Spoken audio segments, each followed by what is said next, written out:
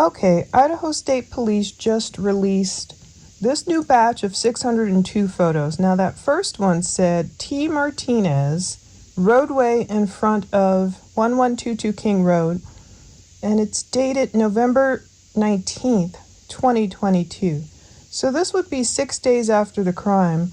At first I was wondering what he was trying to get measurements of, but I can clearly see now he's trying to get measurements, or he or she is trying to measure tire treads.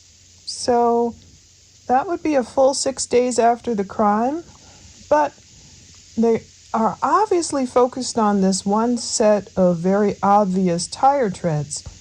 I don't know if they were ever able to match these up to Bryan Kohberger's car or not. We're going to fly through these 602 photos pretty quickly. They just released this PDF. So I put the PDF in my video editing software, and it's the full photos. So you can kind of see how they're measuring this one specific tire tread. Why this one? Maybe because is it more distinctive than others?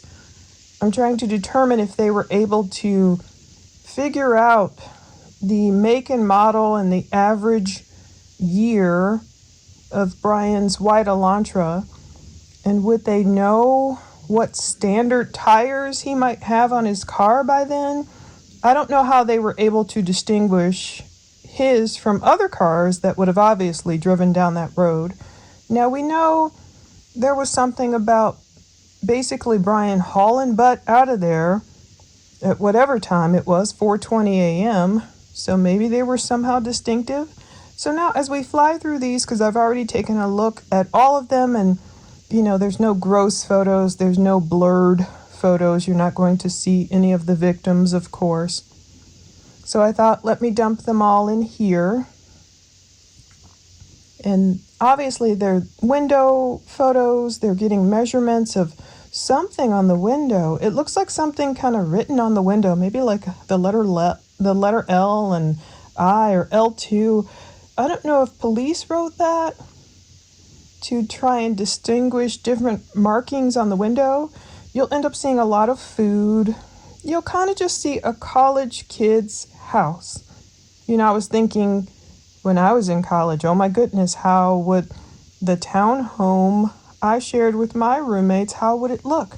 Certain things are redacted. You see wine boxes. Now you see outside the different cars. You see the crime scene tape. You see Kaylee's car. We're going to see lots of food, and we're going to see Bryan's obvious entry and exit point. But I guess they go down Queen Road and took photos, different cars, crime scene tape,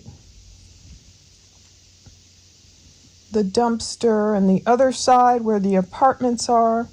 So they just released this big batch of photos. I found out when I saw the alert from TMZ. So obviously that ladder was an interesting object to police too. Everything was. And I'm thinking, was this Bryan's path? I mean, they were taking photos of the backyard, the sides of the house, up towards the back where he may have parked. And I wonder, was this his entry point? Like the retaining wall, the sofa back there. So again, they had to take many, many photos. And even up on the sides of the home, they were likely just looking at those stains or anything out of place, even something they might not have seen with their eyes at that point. At least they got, photographic evidence of it to pore over later. I'm sure they thought a jury might want to see these photos if it would have been taken to trial. There's some really ironic things when we get inside, like that welcome mat. That's one thing that stood out to me, just the ironic things. And it's just different lighting. There were keys in the door there, I guess. And there was a sign in the kitchen that said something like, "My happy place." And I was like, oh, that made me feel just, I don't know, so weird. It should have been their happy place. But it just reminds me of, I guess, a college kid's hangout It was a busy party weekend, and I was thinking to myself, if the victims were allowed to live, that Sunday, maybe they had planned to, okay, let's do a big cleanup on Sunday, whatever their routine, whatever their schedule was. But we see a lot of, cans on the floor, different liquor bottles here or there strewn about. It looked like fireballs to me, that liquor. And then they were going in the room where the heater was. I don't know, that was of interest to them.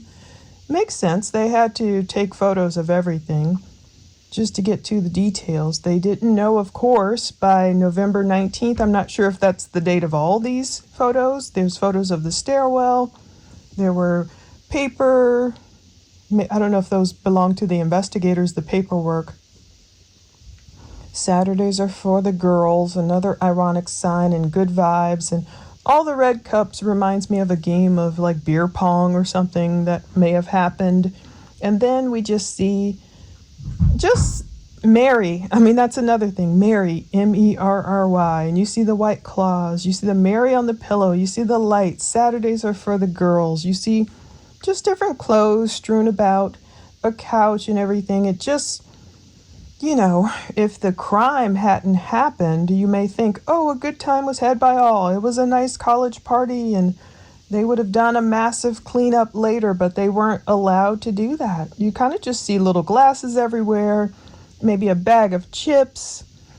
You see that chair that police used to kind of lock the sliding glass door, of course, after the crime happened, just in order to keep it locked. And then you see a variety of photos of the kitchen, vantage point, this sliding glass door where Bryan Kohberger entered and exited. You see the kitchen. They're going to eventually open the fridge, so you will see tons of food in there, which makes sense since so many people live there. You would expect that. But it's just like a picture of a life, a snapshot of a college kid's life or existence, something you wouldn't really, pay much attention to if it hadn't been the site of such a horrific crime. So you see the sink and the popcorn and just lives interrupted. You just see even glassware up there, all the different cups, a plant. You saw Xana's French fries, not finished, Tupperware, the cling wrap and all the cutlery and just normal stuff. Now they'll go in the fridge and lots of food. Coffee creamer and lots of veggies and everything in the freezer, which all kind of makes sense to me with so many people living there and so many friends. This is our happy place. That's the sign that got me. I thought, oh my goodness, they should have been allowed to make it their happy place. And just lights and food, the normal stuff of a college kid's life, which is great. They had a lot of food. They probably did a lot of cooking. Probably a lot more cooking than I did when I was in college. And just the stairwell and that window kind of creeped me out because it obviously wasn't covered. That was one thing brought up by a lot of people, different people in the interviews. Like one girl who used to live there talked about certain windows not being covered. So you can imagine at night all the vantage points that Bryan Kohberger had to stare into the house, depending upon which ones, offered a view into the home. And I don't really know what this part is. I think it's at the top of the stairs, but there's like little fridge, and you just see different clothing, hairbrushes and whatnots. It's going really quickly because I'm just letting it play real time without slowing it down. Bathroom. I didn't see anything that really stood out to me, I guess.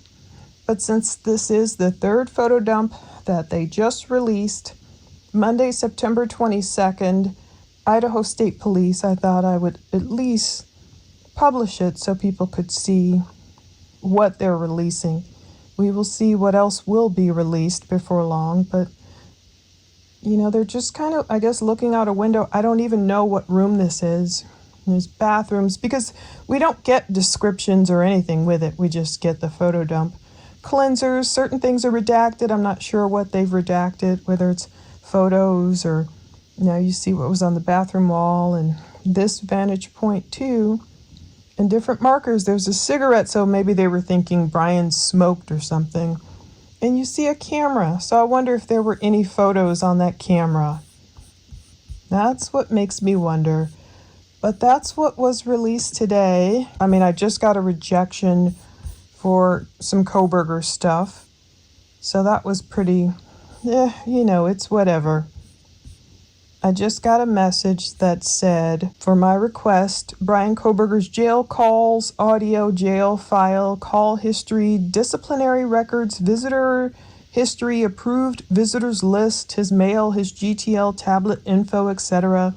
The release of all those records would constitute an unwarranted invasion of personal privacy. So that was it. I'm like, okay.